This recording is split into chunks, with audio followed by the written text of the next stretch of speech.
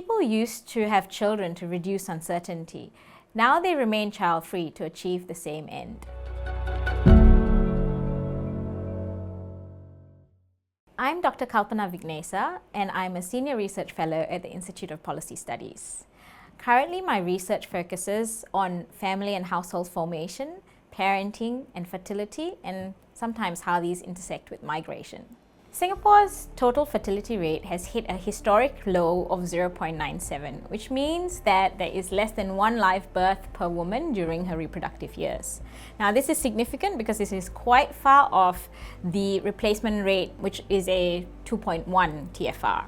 What's interesting is that in IPS surveys, we have found that 67% of 21 to 34-year-olds want to have children. What's making people opt out of parenting despite these desires?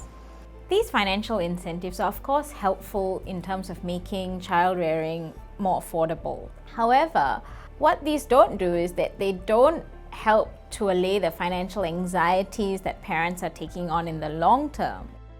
Let's think about how Singapore's competitive culture might make people averse to having children. So one of the things that people experience a lot in competitive cultures is something we call relative scarcity. So when you are worried and feeling like you're not doing enough in comparison to what other people are doing. So a common emotion that parents go through here is worrying that they're not doing enough in terms of, putting their child in the best school, sending their child to the best activities. And if you are constantly concerned about how you compare to what others are doing, it's not going to make child rearing an enjoyable activity. Recent IPS surveys tell us that younger women are significantly less interested in getting married and having children than their male peers. Now, we can't say for sure exactly why, but women are sharing that they feel like they can't access equal partnership and accountability on the home front. So they have to give their all at work, they have to give their all at home, and the burnout that young women are observing in their older counterparts may feel instructive to them. More parental leave would help in many different ways.